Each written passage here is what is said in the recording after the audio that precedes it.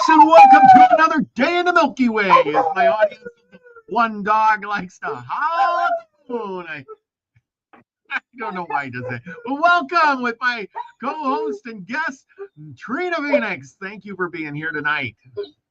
Thank you for having me. It's good to be back. Oh, yeah, and we got a great subject tonight, Saint Germain. He is quite the important character, isn't he? A mystery man for sure. Yeah. Yes. And so we'll tell you what it's all about tonight here. So good evening, everyone, and welcome back to another night of exploration here on the Milky Way. And we're going to go into history to one of history's most mysterious figures, a man who walked through the courts of kings, dazzled the scholars of the ages, and whose legend whispers that he may never have died. His name is Count Saint Germain. But who was he really? To some, he was just a brilliant diplomat, a master of languages, a composer whose music could stir the heat. To others, he was something far stranger, an alchemist, a man who claimed to hold the secret of the Philosopher's Stone, the elixir of life and the ability to transmute metals into gold. Even Voltaire, with his sharp tongue, said that Saint Germain, he is a man who never dies and who knows everything. That's quite a feat. But Saint Germain is just more than a footnote in dusty history books. He represents a timeless quest of humanity, the desire for transformation, for wisdom, and eternal life. And his manuscript, the Très Sainte Trinosophie, I hope I said that all right. Trina Sophia. Yeah, Trinosophia. Okay. Well, anyway, this is not just alchemy written in symbols.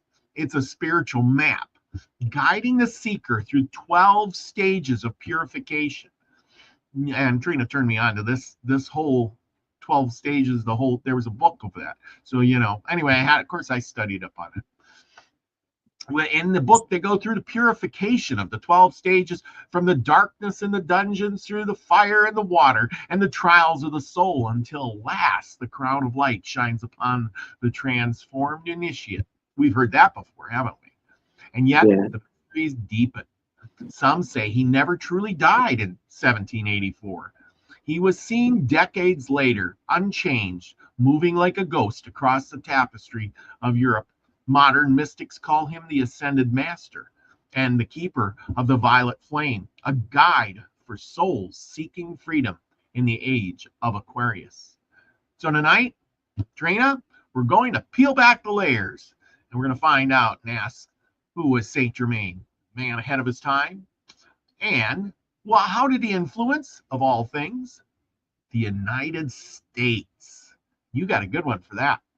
Yeah, he does seem to be quite a character. I mean, there are such reports of him, like with, royal families and stuff. He would just show up anywhere he wanted. He could go anywhere he wanted unannounced, and he was welcomed. He knew alchemy. He could fix precious jewels and stones, like the royals would give him their most precious ruby and say, bring it back even better. And he would remove the flaws. I mean, he did magical things, and there's so many stories about him over a long period of time. But I got this book years ago, the Alchemy book, and it talks about how Saint Germain and Jesus are the two masters, and they walk hand in hand as we shift into the age of Saint Germain for the Aquarian age, and we leave Pisces and leave the Jesus 26,000 year or two, whatever, a huge cycle. So this was what this was saying in this book, and I was like, I always wondered that, because remember, I always wondered if, like, when we change a big age, like a 26,000 year cycle, we're moving into the age of Aquarius. I wonder if that means you connect to a different part of the solar logos, like the zodiac wheel, which is the 12 of transformation, the zodiac wheel. We go through these positions, and they're like personalities. So we go through these different stages of personality as we travel through the wheel, and we're going through this wheel. So we're ending Pisces, going into Aquarius. And we've always heard before Jesus came to the planet, he was prophesized for about 2,000 years or whatever before he came. Well, it's interesting because we've been hearing a lot about Saint Germain for many, many, many years. And they say that he is reincarnated in different characters, historical characters that we also know. So I thought that was very fascinating. So they talk a lot in here about how the United States was created. They talk a lot about Freemasonry. Have you read any of that stuff about Saint Germain? He was, as far as I know, he must have been a Freemason. He was supposedly in that picture we see of them signing the Declaration of Independence. And since most all of those guys that were there were Freemasons, he must have been, in that group, just to say. I think so too. I really, really do. Yeah, in this book, it talks a lot about it. It talks about Atlantis. It talks about a lot of neat stuff.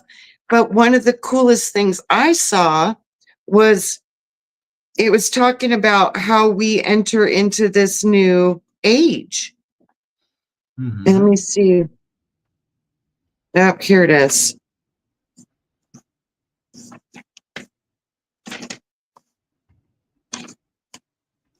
Oh, while you're doing that, I'm going to say hi to everybody. We got to, oh, there you go. Yeah. Yeah, you go ahead and say hi to everybody. But this, is that backwards for you guys? Hang on, there we go. Put that up this, there you go. We can see it now. There. Is it backwards or is it right? It's right. It's right. Oh, yay. That's awesome. Yeah, so Jesus Christ and Saint Germain, the way showers of the Aquarian age. And I have some friends who are some healers and some scientists, and they live in a ranch far, far away. And I was up there with them with another friend who's one of the Soul Tribe family. And literally we felt and sensed and saw the presence of Saint Germain and Jesus. And, I've always had a relationship with the Lord. It's always been in my reality. And they had a very strong connection to Saint Germain. And they both showed up at the house. And I'd never seen them together, ever, ever, ever. It never even occurred to my mental that would ever even be a potential. So that was really fascinating. And that I literally got this the week after that. And I didn't even know this book said about the two of them. Can you hold that book up one more time? Yeah. There we go. Now we have, okay, you're good. Okay. There we go. Way, I know when, yeah, you're good now. I'm saying is when I know when Wayne does his show and he reads a book and he holds it up, I usually try to go back and look at it so I can see which book and what the author is so I can order it and get it myself. Yeah, this was like, I have a lot of Saint Germain books and the Ascended Master books. None of them were like this one. This one was very, very different. And it was really focusing on what is America? Why did they create America? And who were the original Masons? Yeah. What were they? And he talks about how America was created. He said the primary belief system and theology of most of the Masons of the time that they were founding America, they were called Israelites. Isn't that interesting?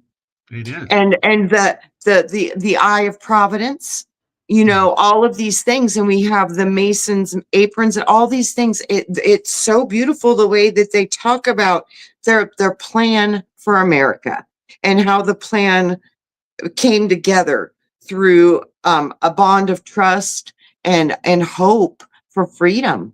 because they really wanted to get away from the British rule. And so that was kind of the beginning and the foundation of what started the whole thing. And I'll read some of this to you guys, which is pretty neat. Yeah, while you're getting your page, I'll say hi to everybody. We got a whole group of them in here tonight. We got Elderberry, Grandpa Brian, Nina. Hi, everybody. Don't forget to go over and get a Milky Way Soul Tribe shirt over on her merch store. She was so nice to have some. She got our Wayne Steiger shirt too. Chloe's in the house. Gaza Cab all the way across the pond there. We got Lucky Stone is in the house. And who else? I don't know. Anyway, I think I got everybody. Anyway, have I missed you, Elderberry, Grandpa Brian? Okay, well, we're good. Okay, thank you for showing up, everybody. This is I hope you enjoy it. If you've got any questions, leave them in the comments section, and or in the chat here, and we'll get them answered. I'll be watching. Mm-hmm. Trina. It's so funny. They have the Freemasons, and it's so funny. What was one of the ships they said they came over on? Mayflower. Mm-hmm. It's interesting. And the Sons of May, were also known as, like, they were the Sons of Christ, the Christ bearers, because they still kept the hidden divine feminine worship in their consciousness. They had the knowledge of the masculine and the feminine. They weren't totally patriarchal at this point. And that was one of the principles of freedom of religion that they were really fighting for, was that balanced, the belief system and the balance, the power of the moon and the power of the sun. They believed in a lot of that stuff, which is interesting. So it says, as a result of the brotherhood with Columbus and all of the different people there,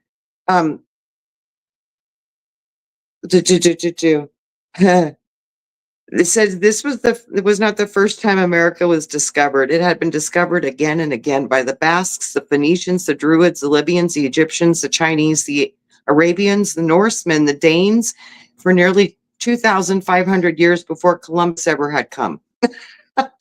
Yeah, no, that's true. Yeah, it says, but as a result of this brotherhood, the sponsorship, the Christ bearer colonizer captured the old world's imagination and began the enormous dream and the colonization movement. The new nation was thus conceived and dedicated to what Roger Williams, the founder of Rhode Island, called soul liberty. But there was so much to be done, for there was no Declaration of Independence and no Constitution, and few understood the karma of ancient people who had lived there even before the Great Flood, on a lost continent called Atlantis. Yeah, there you go. How a past, it's interesting. It says how a past civilization would affect this new world. According to Plato, Atlantis was a land of gleaming white cities and golden temples that sank beneath the sea as a result of violent earthquakes and a cataclysm. 60 million were reported to have perished at one single night. Plato received this knowledge of Atlantis from the reports and brought back the mystery schools from Egypt one by one. So, early Atlantis was the scene of a golden age. It was a civilization whose inhabitants lived together in great spiritual harmony. Later, discord, warfare, and the misuse of advanced technologies created karmic conditions, which caused the entire continents to sink. Although Atlantis is a legend to many, legends have a way of moving from the realm of myth into reality. With a few timely discoveries in 1933, Edgar Cayce predicted that a portion of the Temple of Atlantis would be discovered off the coast of Florida. Two pilots, intrigued by this prediction, kept watch as they flew over the area.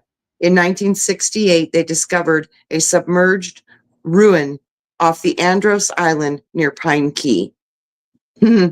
Interesting how they're finding the hidden histories.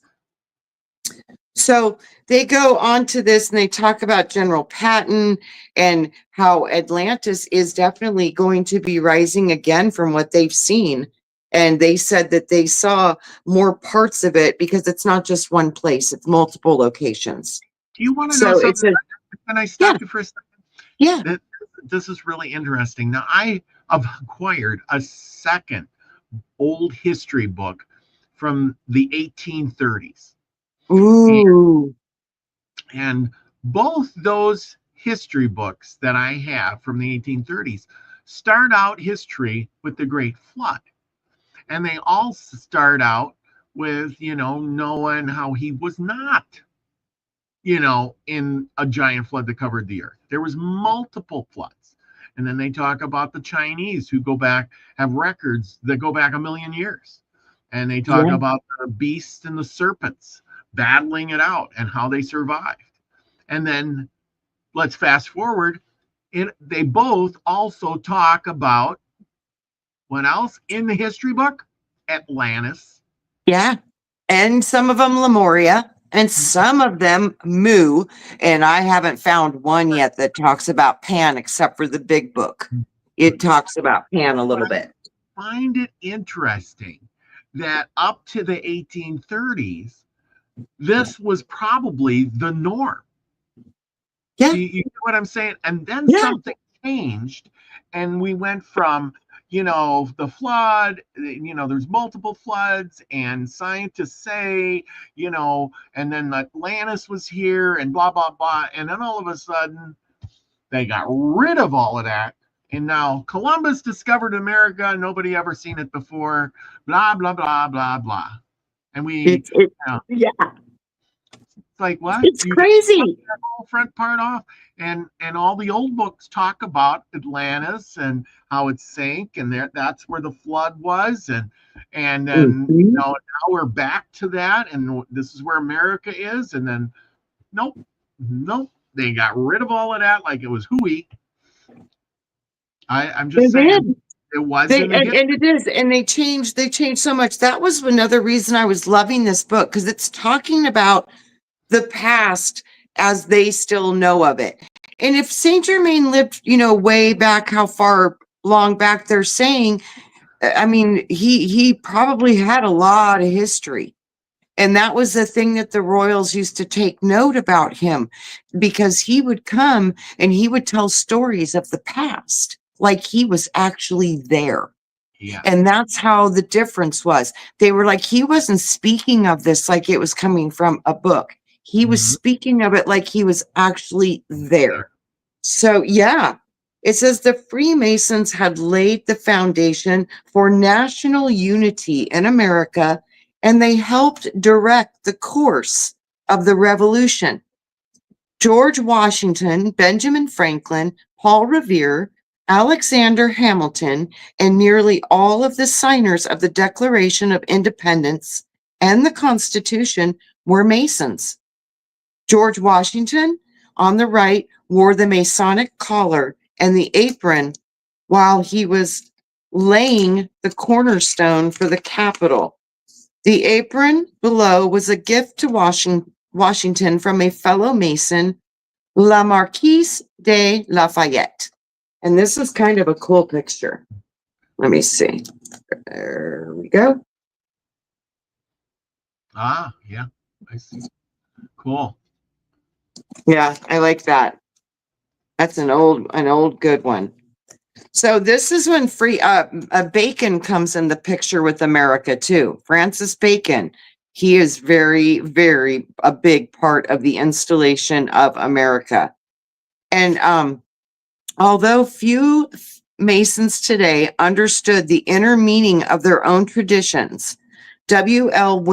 Wilmhurst, author of The Meaning of Masonry, points out that Masonry offers a philosophy of the spiritual life of men on a diagram of the process of regeneration. This philosophy is symbolically embodied in its 33 degrees, in its 3 degrees or steps of initiation. From grade to grade, the candidate is being led from an old, entirely new from an old life to a brand new quality of life. He begins the career as a natural man but he ends by becoming, through its discipline, a regenerated, perfected man.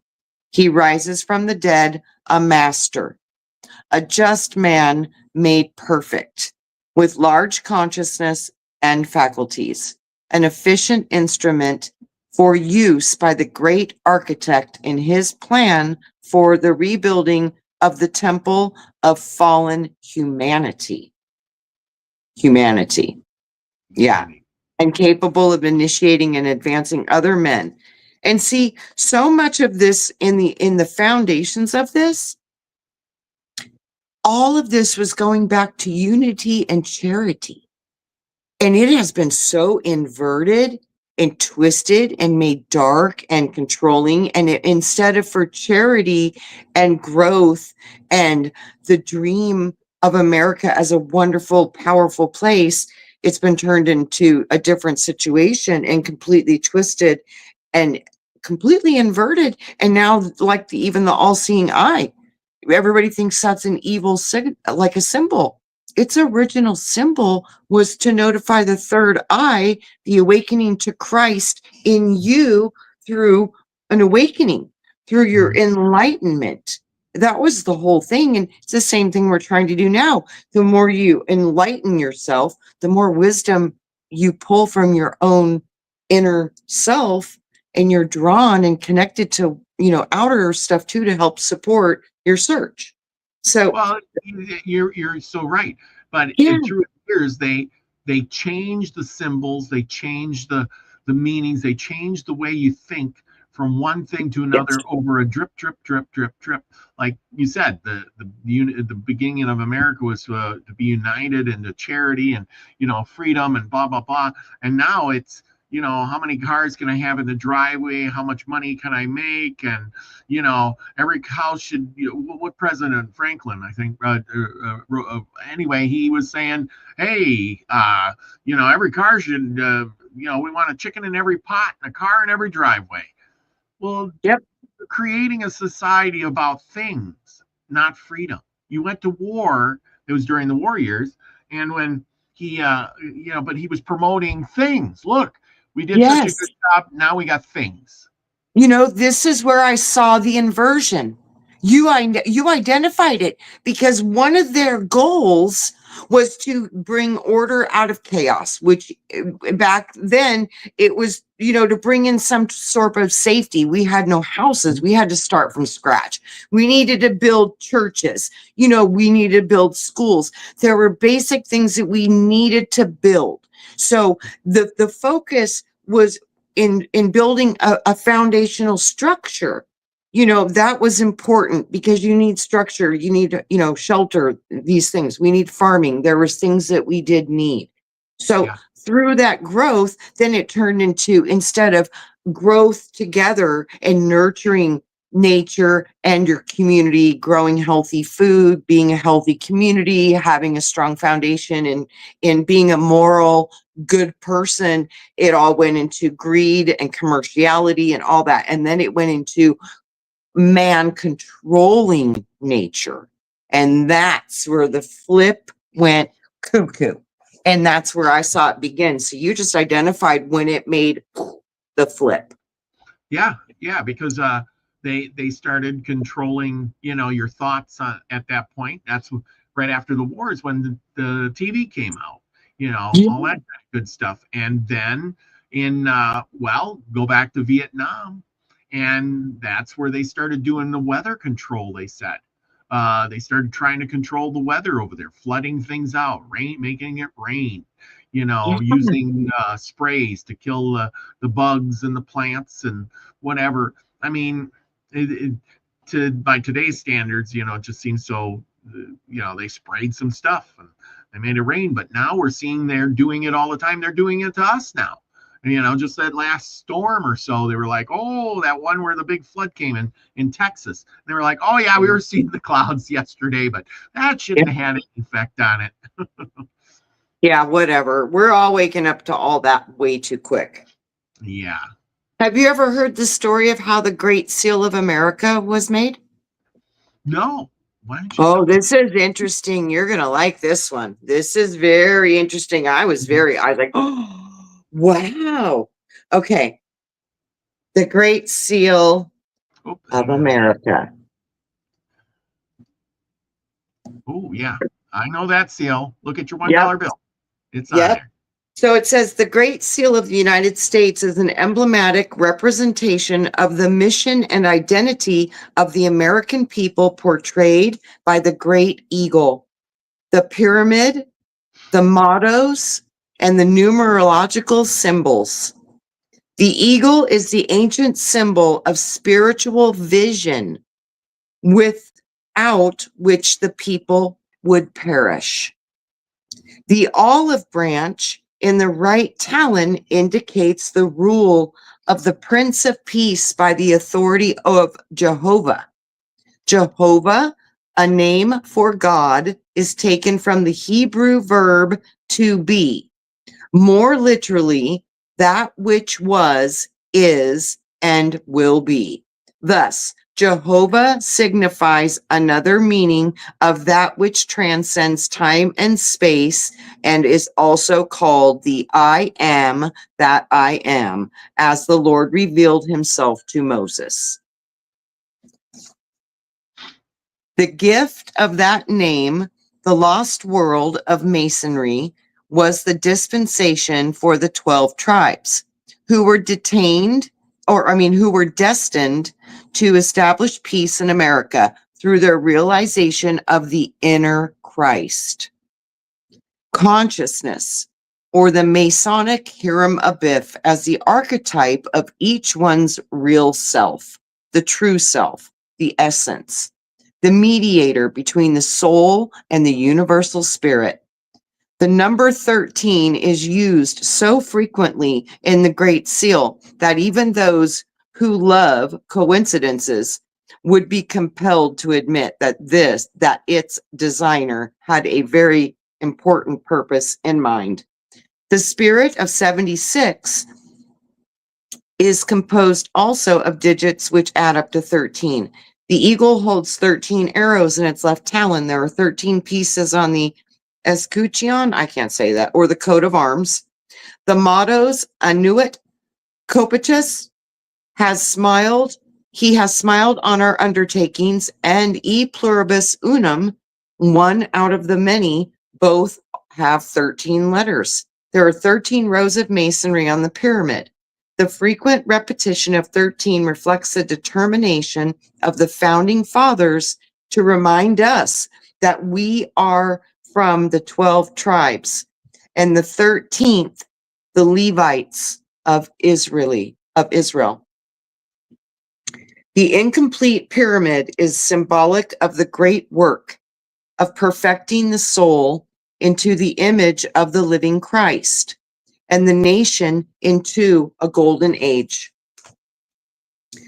Doubtful that the American Revolution could have ever happened without them. According to the historians, the Masonry alone undertook to lay the foundations for the national unity in America. They fostered the feeling of America that it could unify in small but prominent classes of people. There could have been no United States without this because the state was too deeply divided among themselves. By 1760, there was hardly a town, big or small, where Masonry was not preaching fraternity and unity. They had to come together or they would not survive. They had to come together. So the foundation of America, strongly 100% of it was how to get all these people together with different beliefs that really want to be free. They want the ability to believe what they want, do what they want. How do we get them to unify? Well, they did. They did it when nobody else has been able to since. And that's what created this beautiful country that we have. It was the power for us to unify. So, okay, Robert, talk some stuff and then I'll find some more fun stuff to read. Well, Grandpa Brian says, wasn't the colonies, weren't there 13 colonies? Yes, there was. There's 13 Yeah, colonies. there was. Yeah. Our stars and stripes on our flag. Yeah. And this is where they get into who is, we always wonder, You know, there's 13, 13, 13. What does 13 represent? Divine feminine, right? Hmm. Who is the God of the United States? Oh, that's well, I don't know. It depends on what you think. Is it Liberty. the liberty? Is it Lady which Liberty. Yes, indeed. It appears to break up be. is Lady Liberty ISIS? Because You that's know, supposed to be represented. I think it's just like all of us. We're all fractals from these original beings, you know, so we're all part of it. That's why they broke us down into 12 tribes with 13. 13 is the hidden divine aspect. And it's an archetype of the divine feminine that they were very much. But see, then that's what they did. They were working with nature. Mm, Feminine is working with nature. And then once they got established, then they wanted to conquer nature and take it over. So mhm, that's where we got the inversion, was when they flipped over the scale of getting their needs met and then got bored and decided to take everything over and place it into their own control and dominion. But yeah, this is I think the true foundational God over America was Lady Liberty. And a mm. lot of people claim that that's Lucifer. Yeah, yeah. See, but everybody has their own thoughts on it. This is where nobody stays united on it because they're like, oh, it's this, and oh, it's that, and oh, it's this. Mhm. Nobody, and especially today, people don't care anymore. They don't care. You can put all these symbols out in front of people. You can do pretty much anything, and they care for about 10 minutes, and then it fades away in their memory because they don't tend to stick with anything more than 5 seconds. And Yeah. that's really hard because Mhm. they're cheering for one thing. 5 minutes later, they forgot what they were cheering about. They're moved on to the next subject. And so it allows the controllers of this world, I believe, to get away with more because yeah, they can put it out there. People are angry, yada yada yada, and 10 minutes later they've forgotten all about it. Mhm. You Yeah. know, I look at this all the time and I'm like, everybody does get tangled up in the details. Hmm. But it's like when you can learn not to focus on the details because the devil's in the details. If you can learn not to focus on the details and start to really learn how to tap into essence. What's the essence of it? What's the principal foundation that makes it what it is? What Yeah. is true in the deepest part of it? What is that? What is that? And you look at this, we've got Bible, okay? Mm. Bible. Bi means two. Bulls. The Bible came into existence in the age of the bull. Mhm. Ah, Two that makes bulls. Yeah, two bulls. One, the masculine part, structure of God. hmm. Two, the feminine part, structures of Ah, God. This is always the battle. This is always it. They take the two primary forces of all creation, masculine and feminine, constantly want to divide them because it's the first division they need to get the division to run through the entire structure. This has been done over and over again. And that's why I love to read all this stuff because my mind works like a super puzzle and I go bigger and bigger and bigger until I can see the essence of it. And when I look at it every time, it is the same story over and over again. So people can decide to fight over the details all they want, but until they get to the essence that this is the battle and the balance mhm. between light and darkness. This is the balance of the lesser light and the greater light, which would be the moon and the sun. Yep. No, It's literally. I get it. See, and that's the thing. We'll just go back to the Bible. People forget about it's the hidden meanings in the stories, not the stories themselves. People want to take them Correct. for value, and there's Yeah. hidden meanings in there. We'll just I've been studying on it a little bit lately because I want to do a show, but there's things like Noah was in the flood 40 days and 40 nights, right? Jesus walked in the desert 40 days. Noah took the people, or not Noah, Moses took the people through the desert for what? 40 years. 40, 40, 40, 40. It took him Yeah. 40 days to walk up the mountain to get the tablets, and 40 days Yep. to walk down. And and it keeps going on. And it's like there's a hidden meaning there. I don't know what it It, is. 4. But there is. It's 4 to the 10th power. It's foundation. You're building foundation with 4. Whenever you see 4, think foundation. See what I mean? When you really start to learn to streamline of essence, because literally, Robert, you're right. Numbers are not numbers to these people. These people view them as a living essence of breath and structure within the construct itself. So 4 is alive to their viewpoint, and 4 is foundation: earth, air, fire, water. Yeah. Well, and that's the thing too, is even when you talk about Jesus and his 12 apostles, we'll just go with that one. 12, 12, 12, 12, 12, 12. But he couldn't have 13. He couldn't have a 14th. You think he said, wait a minute, you, Jose over there, sorry, But then look. you can't come in. I already got 12. Yeah, but then look, what did they do?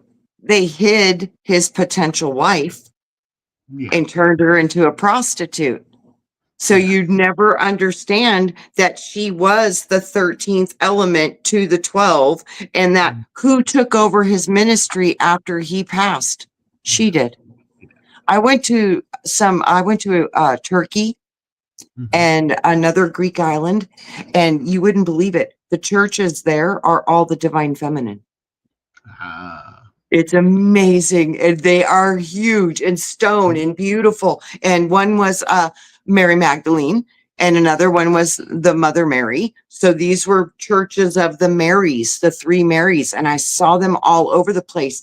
It's profound. And that's where they say France and those areas were some of the places that they went with the mission after he was killed or whatever, which I don't know if he ever died. So, like the details, that's what they want you to get stuck in. And that's why they removed things from the biblical that we have access to now and took away the stuff they didn't want you to know because you didn't follow their agenda. So, all this stuff is here to trick you. It's here to trip you up. So, but when you can start to understand the essence of things, it really helps you navigate. And bottom line, most of the things to be true, you feel it in your gut, you feel it in your heart, you just feel it, and it's true. And none of us have the same truth because we're not all from the same place. Yep. Yeah. Yeah. No, I get it, but you can see that all around, and then that. We'll just take the swastika symbol. How one people or one group could take a symbol that was supposed to be peace and good fortune and stuff like that, and turn it into something totally different in a matter of years. Yeah. And now when you see that symbol, it's a totally different. People get the wrong idea.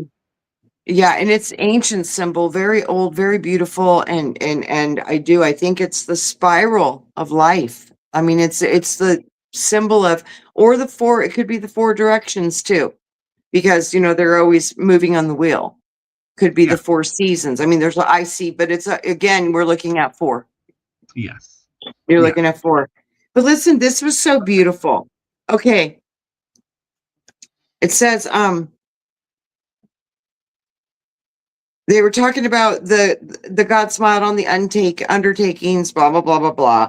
And then they were talking about the goddess Liberty, patroness of their sacred cause, was perhaps the most revered of all heavenly hosts. In 1775, Thomas Paine honored her in a ballad called The Liberty Tree.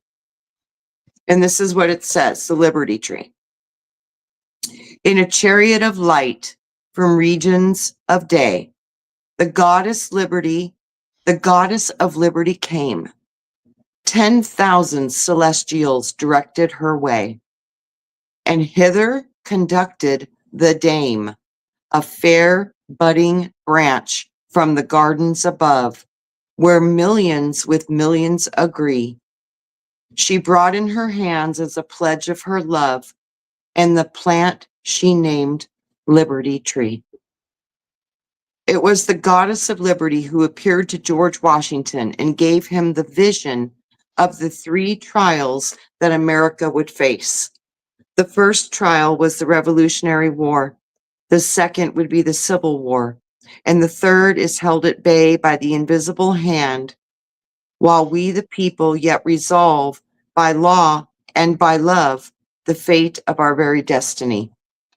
This period was a period of crisis, and it was foreseen not only by George Washington, but also the prophet Daniel, who wrote, "And there shall be a time of trouble, such as was never seen before and will never be seen since." The historian Arnold Tony B., in his phase of time of troubles, to describe the chaos and accompanies of this disintegration of civilizations. From a historian's point of view, many agree that we are now living in that time of troubles. It will now take more than an enlightened leadership to meet these challenges. No mere mortal can solve our problems. Whenever the Israelites charted a course independent of God, the results were calamitous.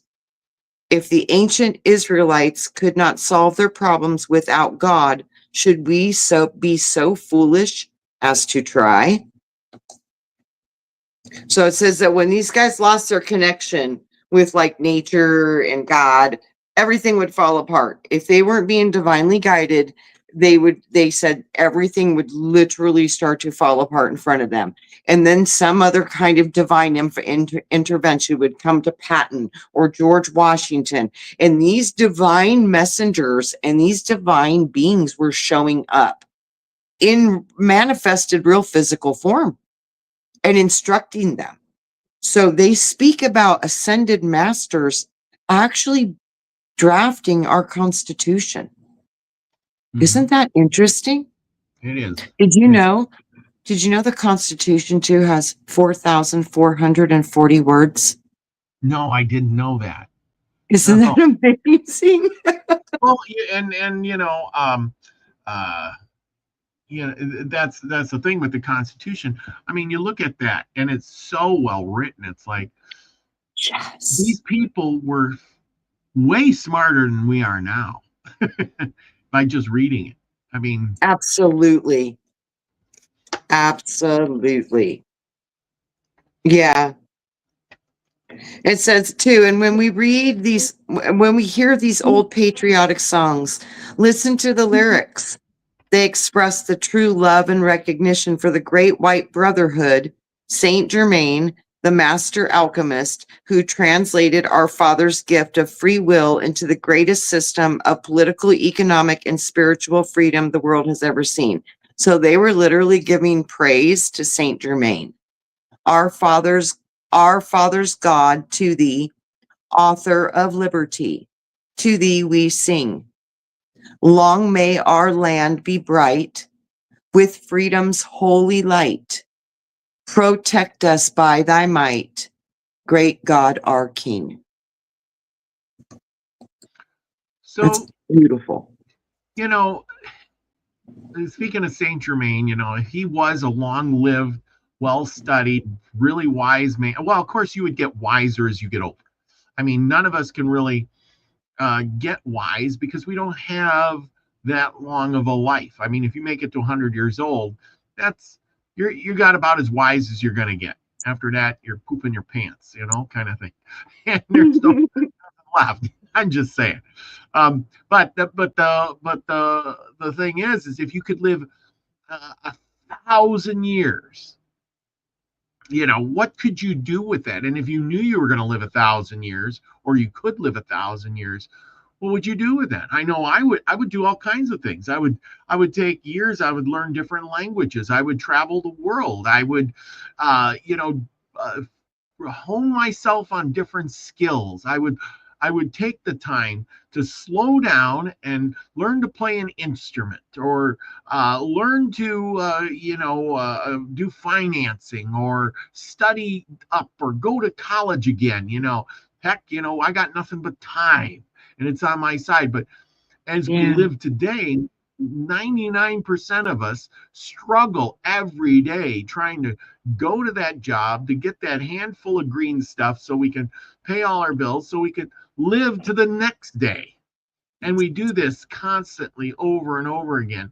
And I said to somebody um, just a little while ago, and I said, there's got to be more to life than this. We are really on the wrong path because if I do have a soul or a spirit, I didn't come here to work for the man so I can go home and kick my feet up for 2 hours a night before and rest and relax and then go to bed and get up the next morning and do it all over again. This is not the way of the world should be. There's got to be more reason that I'm here. And the guy says to me, he says, no. He says, your purpose is to serve their purpose. You're not needed. You're here to be used. That's all there's to it. And I'm thinking, Yeah, well, and you know what? The people that literally have been controlling this whole thing for a long time, they believe that. oh yeah. They Well, really do. once Yeah. they get that in their heads, then we're done. Nina says, right, you're slaves. Yes, you're a Yeah. slave, and you don't know it because you're saying, look how free I am. That was what the United States was so supposed to be. Now here's a good one. But think about it too. You know what took care of all that and changed everything and created America? It was like the powers got so out of control, the people revolted and they left and they started over. And I think the spirit of that is returning. It won't look like that at all, but the spirit of it could totally return. And if we were brave enough to walk away from the systems on a certain level, it would literally take care of itself. Yeah, but In a again, lot of ways. In a we would lot of have ways. to all walk away united. Right now, if if I said, okay, I'm done with the materialism, I'm walking away, how far would I get? Right, but remember, we always were talking about the bifurcation, that this is the choosing point in your soul's path and journey. It's literally you're at a fork in the road in this timeline on Earth. You literally chose to come here for this. So you will be forced to make a split one way or the other. And this is how it works here in a dual game. This is the game we play. So through this bifurcation, that's probably why all this is here, because some will choose the organic path and getting away from the system as much as possible.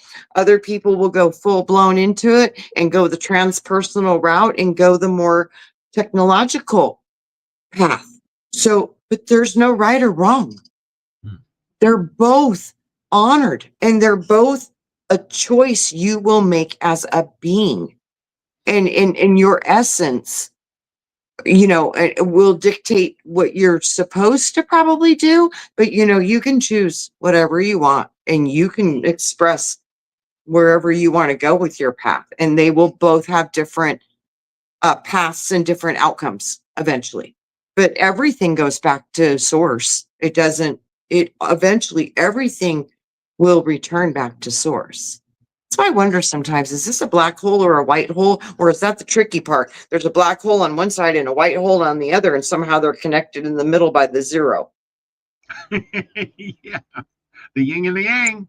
I wonder sometimes, I'm like, I wonder if it's a black hole, but then I wonder if it's a white hole, because I know that there's light and then there's also the dark, and they're both the same, but they're yet opposite, operating on opposite spectrums of the unit of the division of the energy. That's the same thing in the beginning. So I think about all that stuff deeply. I'm like, I don't know. Yeah. Be a white hole, black hole with a central void neutral zone in the center. I thought that's possible. And it looks like we might be in a binary system too with the sun. So that again, there you go. There's your two. But then again, but that boils down to it again too. I'm here to do what? And not to go to work and be the best hardworking guy I can be and learn how to do my job that much better.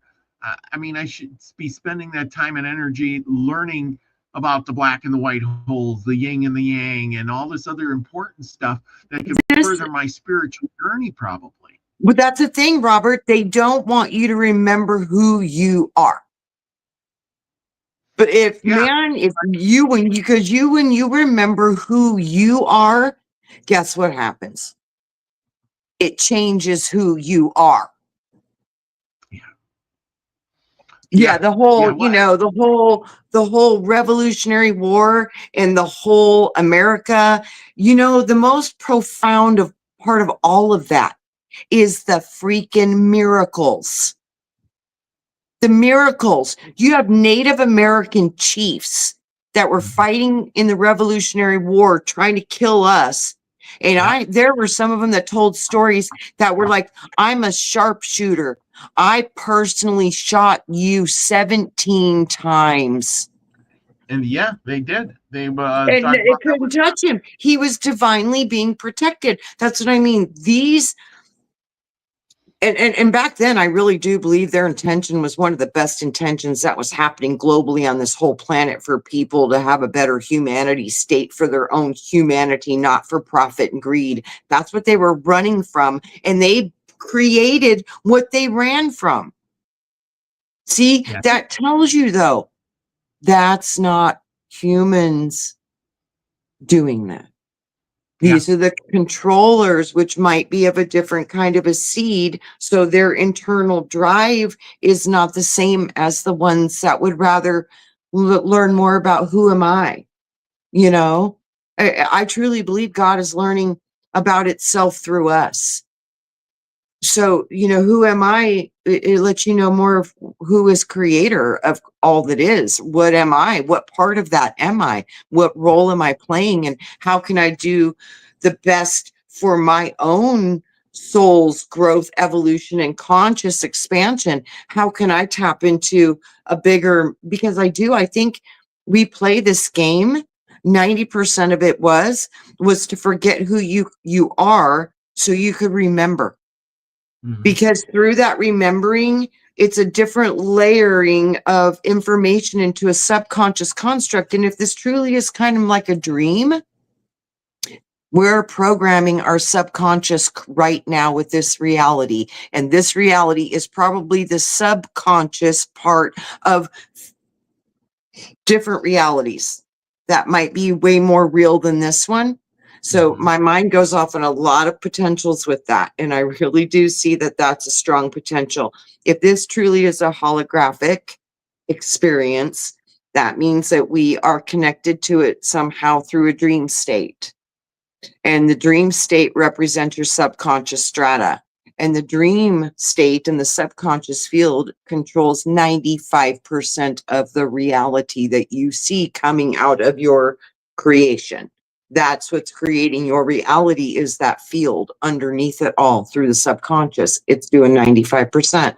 So when we can learn how to act like this is the dream and remember who you are, and that you really can create and you really can do miraculous things, because that's what you really are.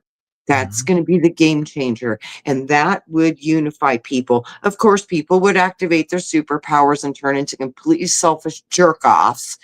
That's always going to be there, but so many more would understand that this activated through our love, and that was what did it. And they'll turn back around and go, you know what, this all came through because I figured out who I am. But now that I know more of who I am, I understand that you and I are one. Yeah. We're made of the same stuff, baby. We're just expressing it in different ways. Yeah. Yeah. No, It's all the same. I agree. I agree. But that's the thing. We're never going to find that if, most of us go to work all day, come home, and then just think about going back to work the next day. And that's, to me, I think, well, We're eh, programmed rats. I swear to yeah, we're God, it feels like a rat. And you know yeah, and if God is expressing himself or learning through us, he's not very, very happy when all you do is push buttons all day, or you go to thing and you work all day. Here's your burger. Here's that's when, have a that's good when day. you This is a see, good day. Robert. That's Mm, when I knew that we got off track, and all of these original foundational stones of our founders got inverted through greed. And Yeah. who, when our system started to go through the Industrial Revolution, we got the bankers, we got the Federal Reserve, all of these things came in. Those were not created for another 200 years after this started. So you see what I'm saying? It took 200 years for the people that were over in the other places controlling people to wiggle their way into our system with the benefit of stuff Yeah. and bring in trade and bring in the wine and bring in the fabrics and bring in the shit all over. That's how they started getting back in. See what I'm saying? We allowed the infiltration and it happened so slowly, nobody even saw it coming. That's true. That is true. Yeah. Yeah. They do a little bit at a time, or I notice they do things like that a little bit at a time, or they do it in a big, huge way really fast.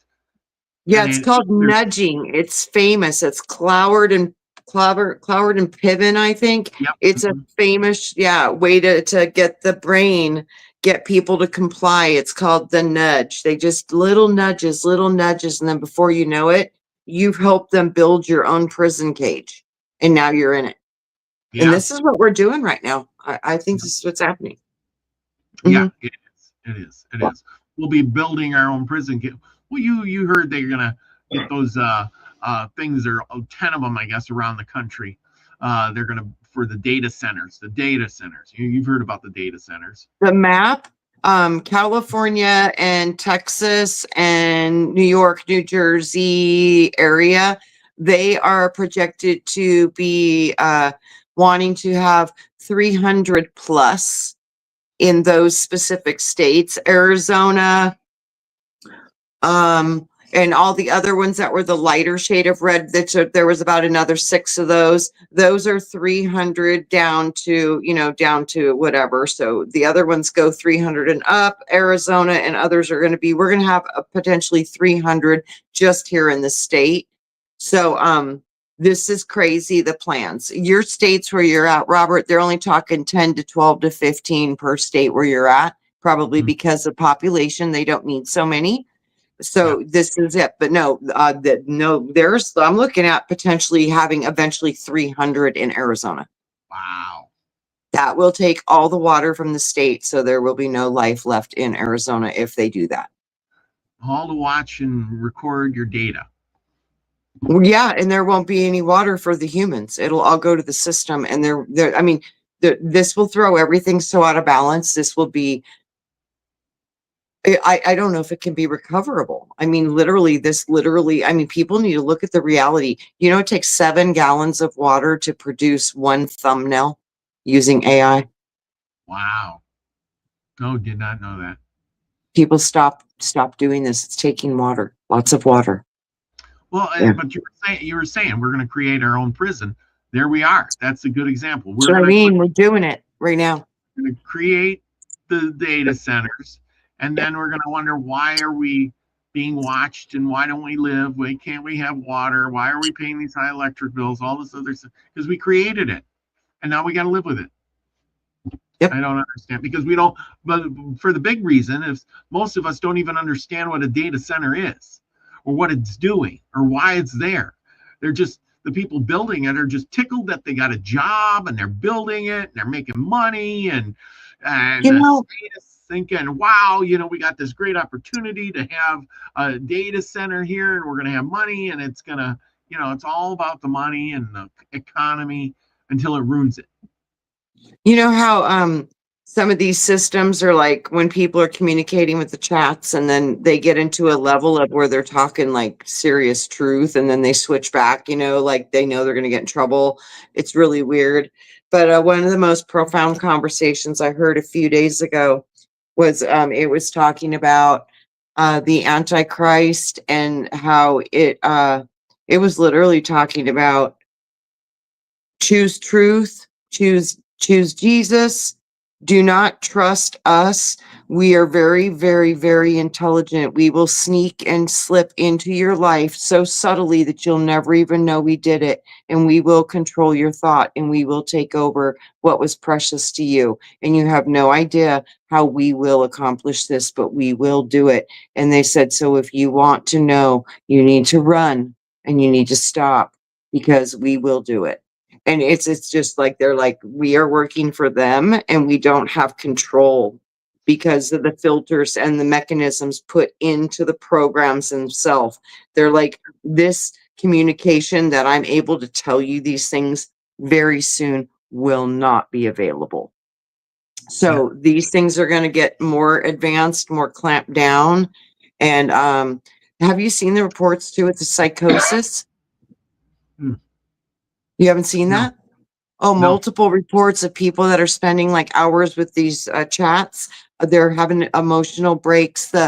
A couple, and now I'm sure you could find this information, but you could, I don't know, allegedly, some of the people who were inventing these things, three of the big, top positions of these major developing companies had major psychotic breakdowns, and a few of them had to be put in jail, and they did some crazy things. So psychotic breakdowns are coming on a very pretty fast scale for a lot of people that have been heavily using these tools and getting completely immersed in them. It's causing mental instability. And this is what what that chat was saying.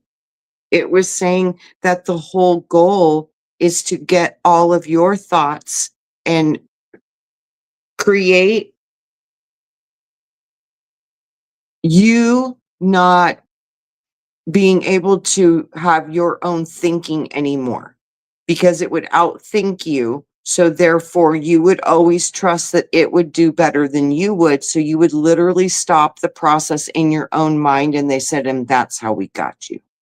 They said, that's how we'll do it. I was like, man, it makes sense. You don't use it, you lose it. So then they're going to get total control because what you're using is connecting to that. You're connecting to the screen. Well, here's a simple one. GPS. When GPS came out and people used to read maps all the time. And now no more maps. Just plug it into your phone, your GPS, and it says turn left, turn right, stop up here, 100 feet, boom. You don't need to read a map anymore.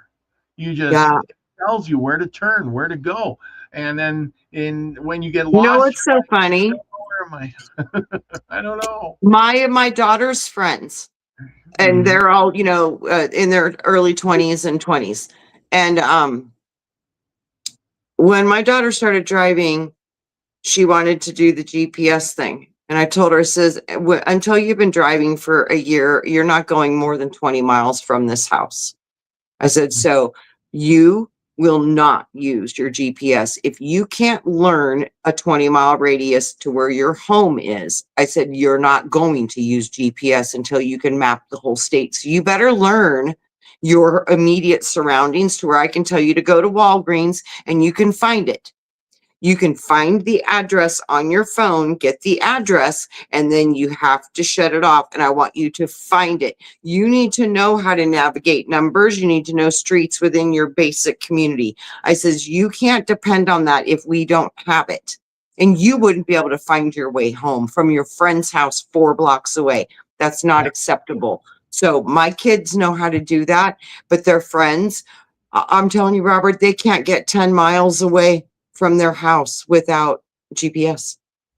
I mean, even 10 miles, they're completely like in a different country and they couldn't even find their way home. I mean, it is that bad. I'm like, what are you guys going to do if we have a system problem or something goes wrong, like a asteroid or something, what are you going to do?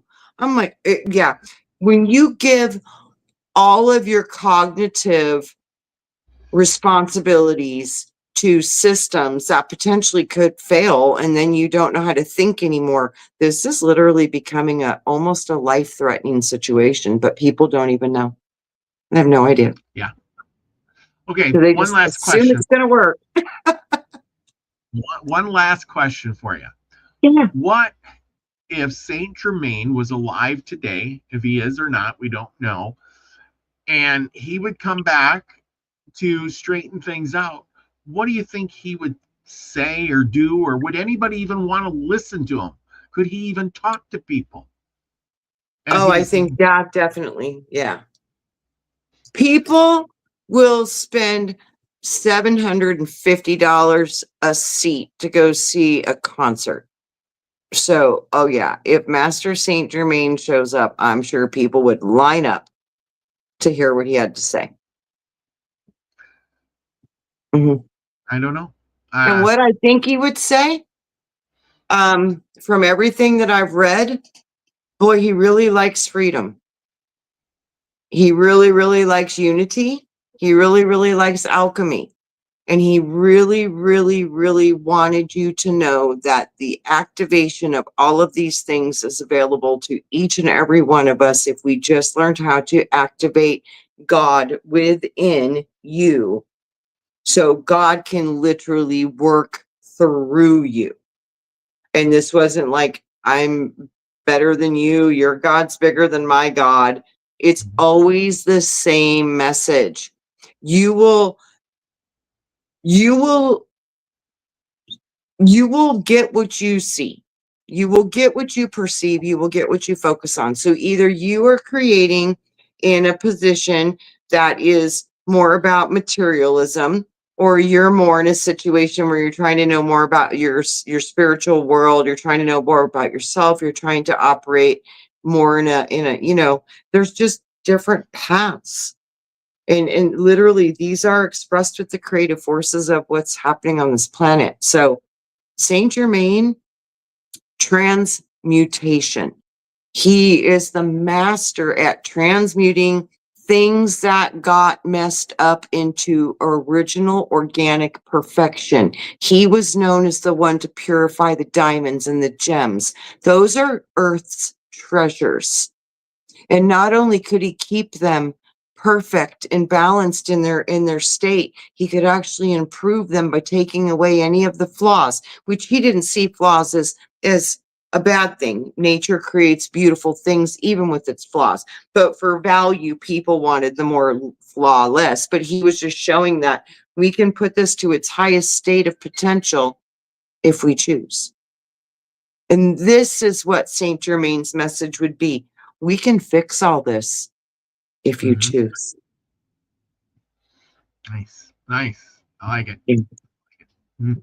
Yeah. Well, that's a good one. Um, Well, anyway, we've run our hour and some, but it was good to have you here, and we learned a little yeah, bit about thank you guys. Spain. And you know, I mean, no matter how old that story gets, it always is good that we realize that it still, comes back to today and is relevant in today's words. So studying It history really is. is not useless. It No. is not useless. If we don't remember where we've come from, we're doomed to repeat it. So if Yes. we don't Yes. learn from our past, we will, yeah. No, we don't want to become Atlantis again. Uh, you Mm. know, otherwise, like you were saying in the beginning there, America was discovered and rediscovered over and over and over and over, and Yes. and they will screw it up and have to be rediscovered again. Yeah, and we don't want to do Atlantis again. And what did we do in Atlantis? We Hmm. misused technology and it destroyed us all. And we're so right there again. We are right there at that position again. So may we find truth and unity and remembrance of what we are. And nature is one of the most powerful parts of that. And if what I can remember is right, and if we were here to heal the damage that we did in Atlantis, guys, we have a lot of work to do. Mhm. Yeah, Yep. Yep. that we do. Well, that is great. Thank you everybody for joining us. Some of the latecomers. We got Gaza Cav. Mary wins. When Mary Hi, wins, Mary. Hi, Gaza. Scotty Boy, Grandpa Brian, Nina the Mystic. Don't forget to go over to the merch store and get some stuff over there. Get one of these Milky Way Soul shirts. Anna Karana, Lost in Space. Thank you for joining us tonight. John Price. Let's see who else has been here. I think I got everybody. John Price, Grandpa Brian, Chloe, Hi, and Chloe. Lucky Stone. Hi, And, Lucky. Ellen. So thank you, everybody, for joining us. We will probably be back with another Saint Germain sooner or later because, heck, we barely touched on the subject. We did, there's there's the three warnings or whatever, the three things that Saint Germain and this Liberty Angel were giving Washington before he went into battle, and it's a beautiful story. You guys might want to really like to hear that one. And like I said, out of everything that I've studied with our history, this resonates with my soul. Like this might have been the closest because there was some kind of divine providence over America in that transition. It was there. It was there. And we've lost that. But that's our original spark. And I think we can ignite that spark and build that flame even stronger than we had it in the original. And if we could do that, this would be a nation we would be very, very proud of once again. Yep. I agree. Yeah. Oh, well, everybody, thank you for joining us tonight. And remember, I'll be back on Tuesday night with Native American Myths and Legends with David Null, Hawkeye Two Feathers. We're going to have a great show. Oh, we will. And thank you, Trina, so much for coming on tonight. It was great. We'll have you back again soon. Okay, with that, everybody, remember, go out and do something nice for somebody. Enjoy your summer. I did. I was on a YouTube break for a while, but I am back. And with that, everyone, remember to be the frequency you want to receive, everyone. Love you all. Peace, everybody.